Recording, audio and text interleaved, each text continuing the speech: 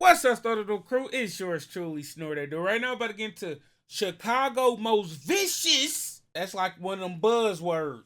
GDs. How one man caught 11 bodies and facing 875 years. God damn. That's a lot of fucking time. That's a whole lot of time. Anyway, original link to it will be down in the description. Without further ado, let's go and get into it. 60-30ins, no limit, or even 051. Obviously, these are grave situations that are constantly covered for a reason. But Chicago is a giant city and there are plenty of situations that are equally as bad but are never talked about. And for this video, we cover probably the wildest one I've covered to date. This one is crazy, trust me. But before we get into it, let me run the intro.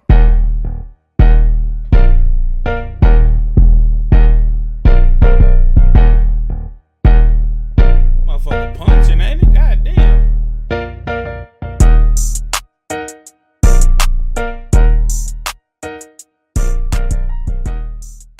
The story begins in Englewood, long known as Chicago's worst South Side neighborhood. The area is your typical low-income hood with the average income sitting at just $22,000 a year. On top of this, it ranks in the top 2 most violent jurisdictions in Chicago. Because of this, residents are constantly on edge and they know that something can pop off at any moment. Regardless, people from this environment are used to it, so they still enjoy fun activities in the neighborhood. The same positive things still go on here like anywhere else, just with an added sense of danger. And that takes us to April 5th, 2008. It's a nice spring day in Englewood and I ain't gonna lie, I be wanting to say, damn, that shit recent. to be outside after a brutal winter. Yeah. On this day, a family is celebrating their son's 8th grade graduation on their front lawn. Everyone is outside sharing laughs and having a great time. But then out of nowhere, 2 young men at the gathering begin arguing and start making threats. A young man who lives right next door hears the commotion and looks out his window. He sees a situation that could potentially end badly and his instincts kick in. So he instantly puts on his clothes and runs outside. The man's name is Albert Vaughn, a recent honors graduate from Julian High School. Well, Albert decides to walk into his neighbor's yard and tell everyone to relax. He even puts his arms out to separate the people arguing. And this right here is a major mistake in Chicago. The people at the party do not take well to Albert's intervention and they all begin to get in his face. So he starts backing up and walks off their property. For whatever The shit's the end right here, right? The shit's the end right here, but it's not. It's not. reason, the people follow him onto the curb and they begin to surround him. So in response, Albert picks up a wooden plank and holds it up. Even though he's just protecting himself, one of the partygoers does not like this at all. This would be 27-year-old Nathaniel Tucker, a man who had been arrested for 11 felonies in 5 years. Well, Nathaniel instantly runs inside the house looking for a metal bat. As he's grabbing the bat, Chicago police coincidentally arrive to the scene. All they see is Albert holding up a plank, so they order him to put it down and turn around. As Albert turns around and puts his hands up, Nathaniel comes running out of the house. He sprints all the way up to Albert and bam! Thankfully, Nathaniel was arrested at the scene. The incident devastated the community and especially the Vaughn family. The family was proud of their son as he had graduated high school and enrolled in college. Albert's father had raised him as a stand-up man and made sure to keep him off the streets of Chicago. Well, during the weeks after the incident, the family started a foundation in his name. The Albert Vaughn Foundation would be used to bring community activities to the streets of Englewood. And this is how Albert's 3 brothers made it their mission to keep his name alive. These would be Alvin, Alex, and Robert Vaughn. Through the foundation, the brothers started a 3-on-3 basketball league to bring the community together. The league was a major success and truly created a brotherhood of friends and family. They all hung out on a daily basis and began to call themselves Goonie Boss.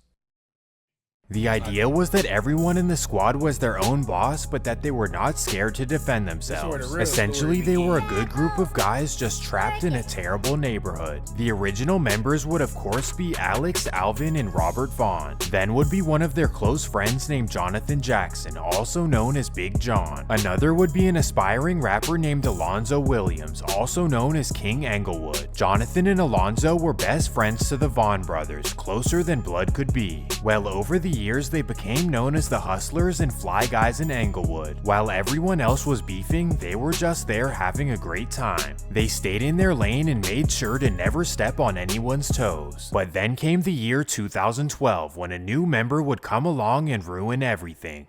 In 2011, an unexpected man began showing up to the Goonie Basketball League. This would be a local man named Romeo Blackman, also known as O-Dog. O-Dog grew up in the streets of Englewood and was always known as a feared bully in the area. So when he first showed up to the league, everyone was confused. Why do you want to be here? And of course, the Vaughn brothers knew his reputation very well. However, because they're kind-hearted, they decided to look past it and give him a chance. Well, right off the bat, O-Dog and the Goonies became good friends and they began hanging. This shit ain't about to end.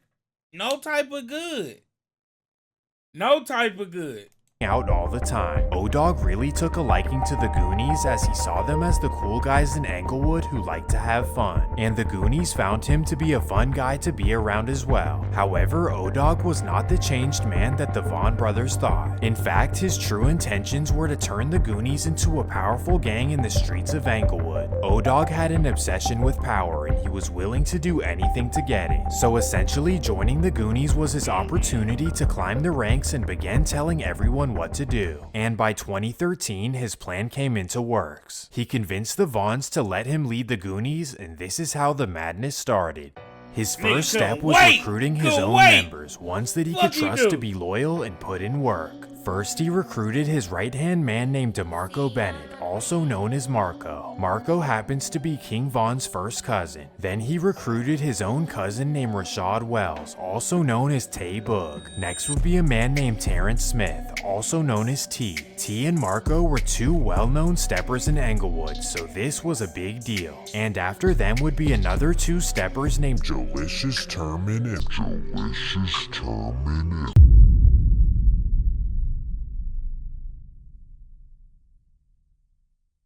Right. Shit about to go down. He had no rivals, but O-Dog still wanted all the Goonies to carry a blick. And that takes us to January 10th, 2014. It's a cold Chicago winter day and Goonie member Big John is driving down South Racine Boulevard. As he's cruising, a Chicago police car gets behind him and hits the lights. So Big John pulls over and the officer asks to search the car. Inside the car, the officer finds a blicky and just like that, Big John is arrested and booked into Cook County Jail. In the state of Illinois, this is a class 4 felony, punishable by a minimum of 1 to 3 years. Of course, the Goonies were upset, but 1 to 3 years was not the end of the world. And just like that, one of the original Goonies was gone for the foreseeable future. Or maybe not.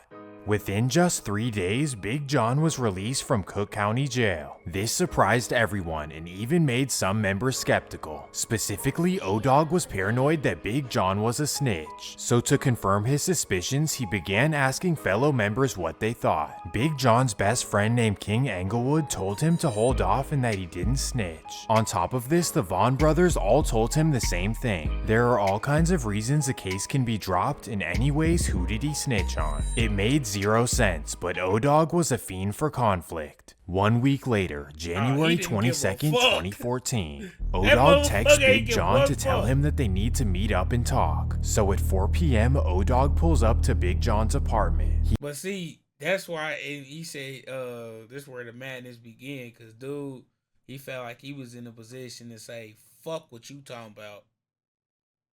This the fuck I'm doing. Like, yeah. And he said 2 years? 2 years for the nigga to get into that position. So shit, you know from the jump, you plotting and scheming and waiting on his opportunity to shine for real. Yeah. He capitalized every time. Smart than a motherfucker. But yeah, that's what happened. He then walks inside his building and meets him in the hallway. Together, they walk upstairs to his apartment, and that's when O-Dog makes a wild decision. This incident devastated the original Goonie Boss members. In their minds, this was completely unnecessary, especially without proof. The majority of original members were scared to speak up in fear of O-Dog. However, one original member had enough heart to speak up. This would be Big John's best friend, King Englewood. King approached O-Dog and told him that he was upset with his irrational decision. He told him that Big John was solid and that he made a terrible mistake. This was a bold decision, and O-Dog was furious. King Englewood was now on his list. March 21st, 2014. It's a Friday morning in Englewood, and King is outside on the block at 10:30 a.m. Now, hold on now. This how y'all hold this snitching standard. You feel me? They hold this shit high. That's what I'm trying to say. But anyway, so if you said he made a grave mistake, then what the fuck is you talking about? I don't think that part of the story was told right. I don't know. But do you know he did some shit that even looked that way? You already know how niggas feel about this shit. I ain't trying to care for nobody. I'm just looking at it from that. Specifically, he's hanging out in the alley a block down from Big John's apartment. Little does he know O-Dog is surfing around looking for him. O-Dog can't find him on Racine, but he knows that he's somewhere in the vicinity. At 10:40, he heads down West 70th and spots King Englewood outside. So he casually hops out of the car and walks down to the alley. He approaches King Englewood and without saying a word, King Englewood was a popular young man and the whole community was hurt. Neither him or Big John had done anything to warrant what O-Dog did to them. As you would expect, the Goonies and the Vaughn brothers were not happy about what he had done. However, they knew that they were no match for O-Dog and his boys, so they had to just go along.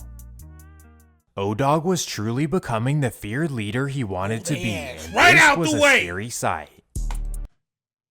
Moved him right out the way in that instance right there. They out the... He done did that and that. He done did that and that. And even though it was against the grain with y'all, goddamn, y'all let it go off the strength of...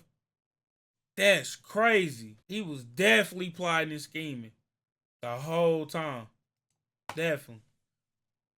King Englewood was a popular young man and the whole community was hurt. Neither him or Big John had done anything to warrant what O-Dog did to them. As you would expect, the Goonies and the Vaughn brothers were not happy about what he had done. However, they knew that they were no match for O-Dog and his boys, so they had to just go along. O-Dog was truly becoming the feared leader he wanted to be, and this was a scary sight. O-Dog was destined to create a force on the south side and nothing was gonna get in his way. His first step was officially claiming a territory, the corner of 71st and Aberdeen. This is where the Goonies could now be seen on a daily basis. The territory wasn't claimed by anyone before, but the location was a very dangerous choice. The Goonies were surrounded by vicious gangs at every angle, literally just one block away. Just a block down on 72nd and Aberdeen was Push Squad, a reputed BD set. Then directly across Aberdeen is the Black Pea Stones, known as Mayblock. This was a dangerous predicament, but that's why O-Dog chose it. In fact, he was eager to use any inconvenience as a... This nigga name is Mr. I'm with the fuck shit, bruh. That's this nigga new name. What the fuck? Now I don't like Mr. I'm with the fuck shit because it ain't got a good ring to it. But by the end of this motherfucker, I'm gonna figure some shit out.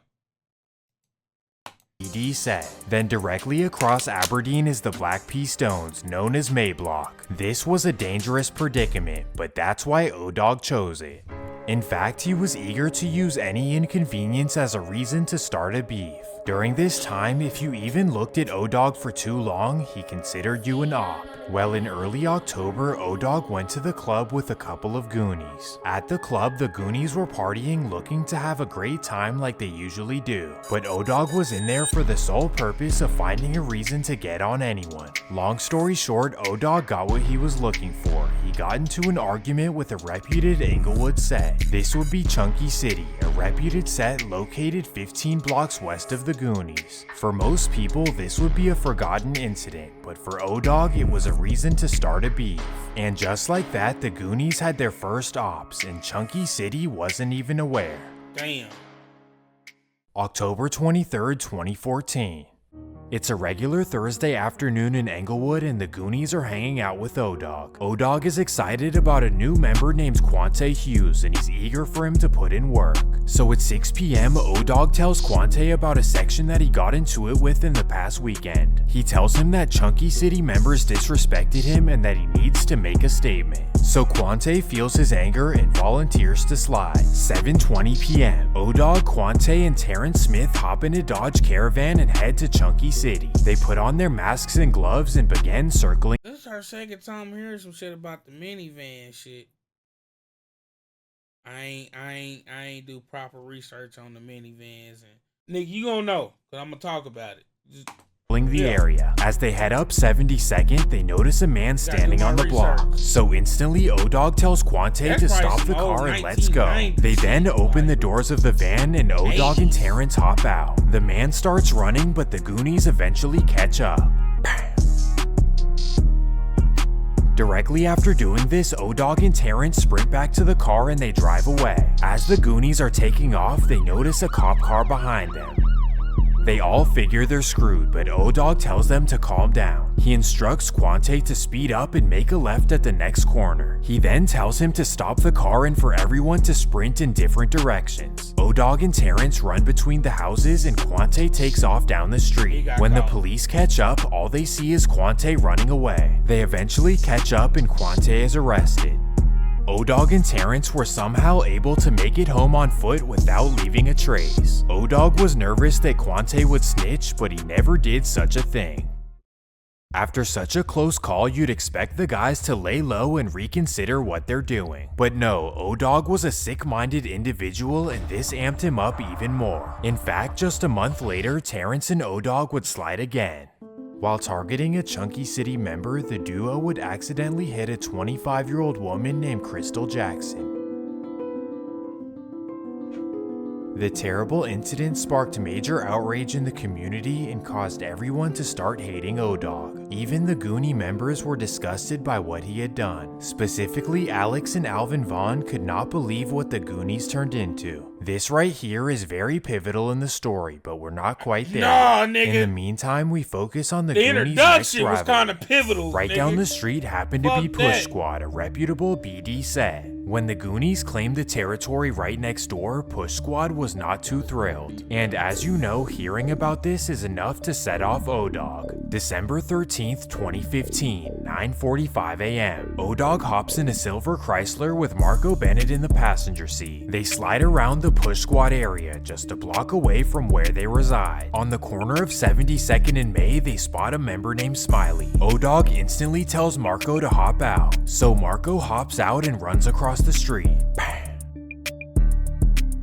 Marco runs back to the car and O-Dog speeds off. He heads north for 5 minutes until a Chicago police car gets behind him. He stays calm until the police turn on their lights and then he takes off. Once he gets some distance, he makes a right on 51st and tells Marco to hop out. Marco runs inside the nearest building and runs up the stairs. He realizes there's nowhere to go, so he throws his blicky out of the window into the backyard. He then runs back downstairs where he's surrounded by Chicago police. Just like that, Marco is arrested for evading police, and only that. And for O-Dog, he was able to get away after a short pursuit. Now you may be wondering how he got away, but this will explain it. O-Dog was only pulled over for not using a turn signal. The officer had no clue about the incident on 72nd, so that's why police gave up on the pursuit. It simply was not worth it. And police only tied Marco to the incident once they discovered the blicky in the backyard. On top of this, a witness would come forward and identify Marco as the one who did it. And just like that, he was cooked. Once again, O-Dog got lucky. He started this for absolutely zero reason, only because he felt disrespected. And now he was the primary rival of Push Squad. They wanted him gone right away. So for the next few months, Push Squad members searched and searched for O-Dog. They targeted him on several occasions, but he survived each one.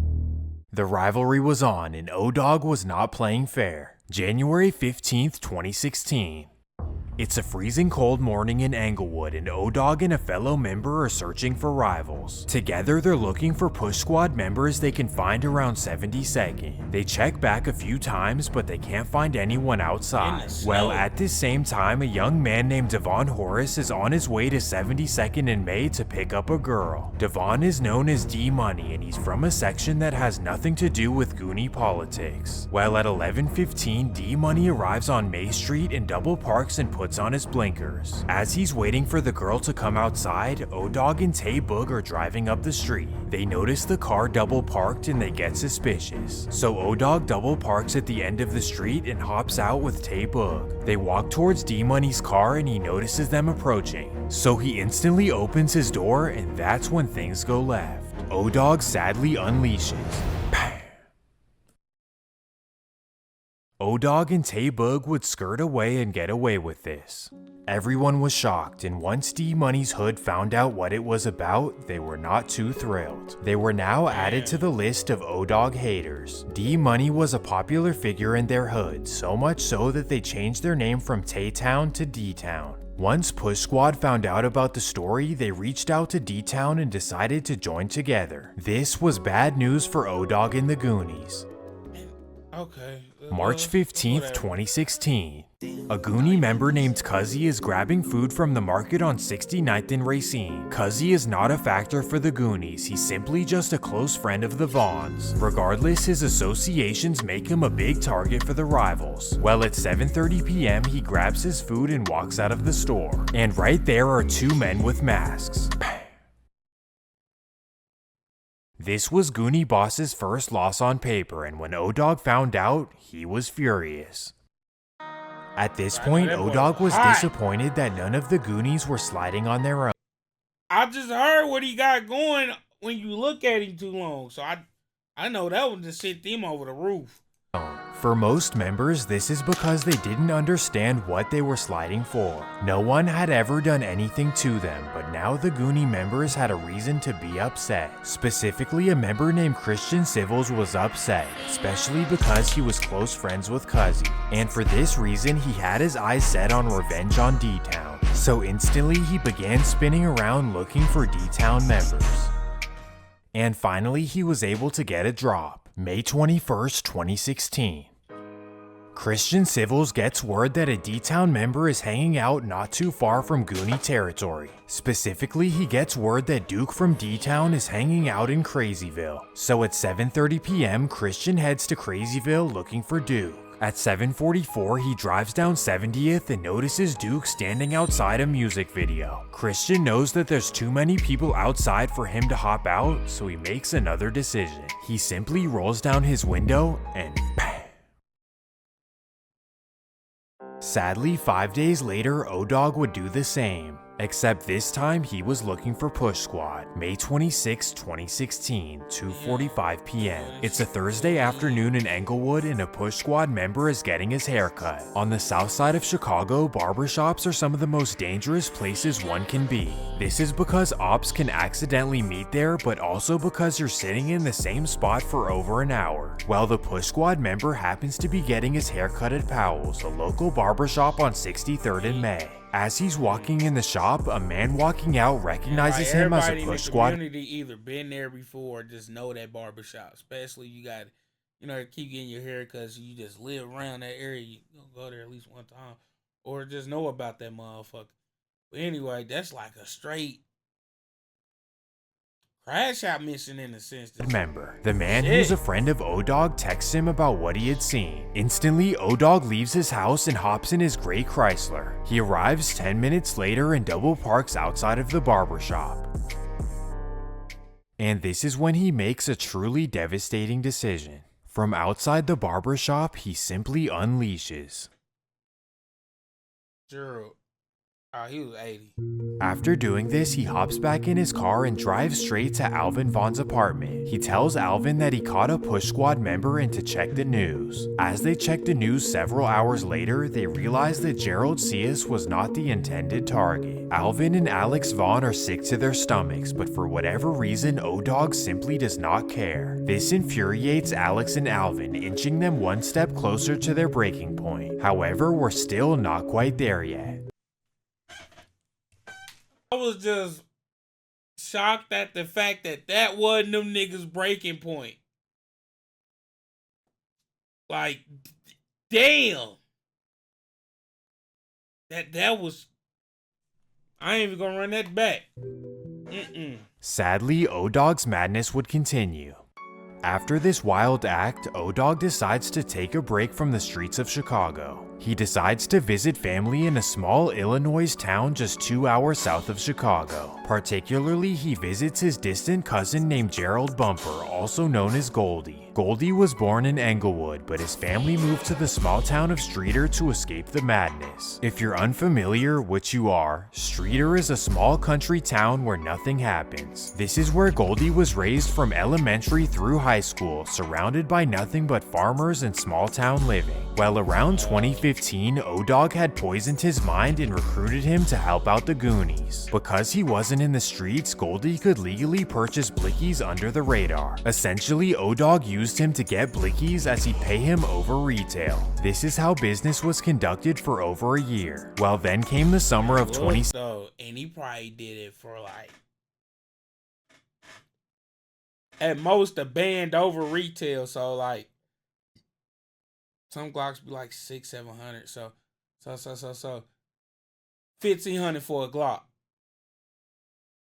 You know, he probably did, which is pennies, bro. I feel like this shit pennies.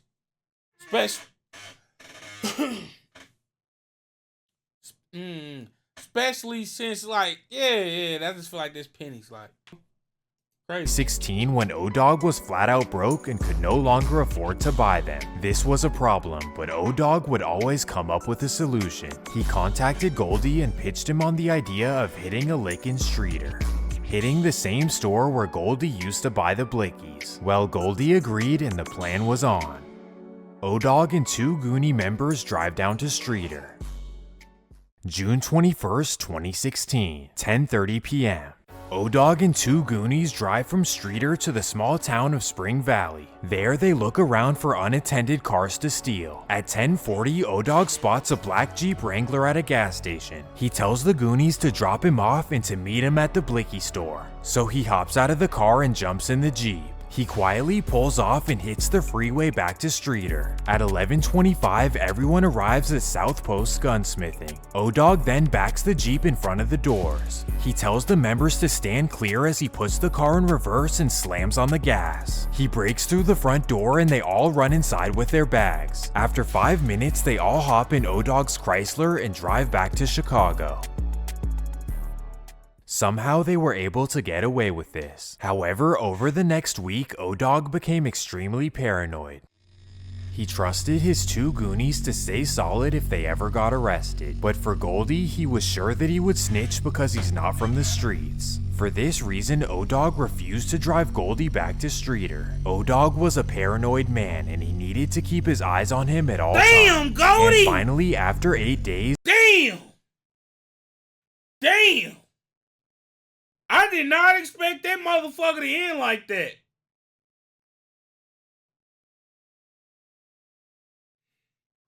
Sheesh. O-Dog could no longer handle the anxiety. On June 30th, Goldie was found in an Englewood back alley.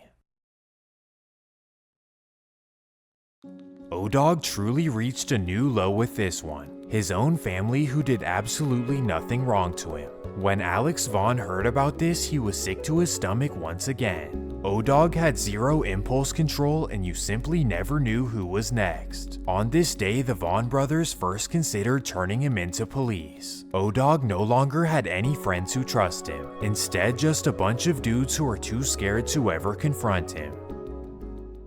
And that takes us to the next day. On June 31st, 2016, Robert Vaughn was found inside his car in Englewood. This was another devastating loss to the Vaughn family, and finally it was their last straw. As a result of this, Alex Vaughn was completely distraught and he needed to take out his anger. So he decided to go to a local shooting range and let out some stress. Somehow he forgot he was a felon and this is an illegal activity. So after showing the range his ID, they were forced to call 911 and have him arrested. At this point, Alex is thinking that the universe is simply unfair. To lose another brother and then get locked up for something silly, oh my goodness. All while O-Dog is outside destroying the universe. They run the shit right there, right then and there. And never facing any consequences. So after being arrested, Alex makes a very bold decision. He decides to tell police every single thing O-Dog has ever done. He even tells them how Goonie Boss started and all of the little details. He shows them the Facebook pages of all of the members and all of the self-incriminating posts. Essentially, he tells them the entire story of Goonie Boss, how they were initially peaceful and then how O-Dog ruined everything. This was extremely bold and Chicago police had never seen anything like it before. Alex Vaughn single-handedly built a major RICO case on Goonie Boss. On October 26, 2018, 5 Goonie Boss members were indicted. 10 homicides in total, 9 of which done by O-Dog himself. Upon his indictment, O-Dog was facing a total of 875 years. Because of this, many people in Chicago consider O-Dog the worst that the streets have ever seen. Chicago police even admit this themselves. In fact, they even conducted a study of when O-Dog was in Chicago versus out of town. What they found out is that the crime rate in Englewood plummeted when O-Dog was out of town. That's how absolutely insane this man was. It's truly a blessing that Alex Vaughn had the courage to take him down in court. As of today, a total of 23 members have either been convicted or are still fighting in court. What will happen, who knows, but it's safe to say that these are some of the worst GDs in Chicago history. And to everyone out there, let this be a lesson that who you hang around can definitely change your life. If it wasn't for O-Dog, many of the original Goonie Boss members would have lived completely different lives. And on that note, I hope you guys enjoyed this episode of Swamp Stories. And if you did, please make sure to leave a like and subscribe. Peace! I don't even know what to say for real. The ending, I didn't see the ending coming, but if you would have told me in the beginning, well, not the beginning, midway to the story, I would have believed you, because dude was just moving like that. Like, anyway, though, let me know how you feel about this video down in the comment section. It's your boy Snore.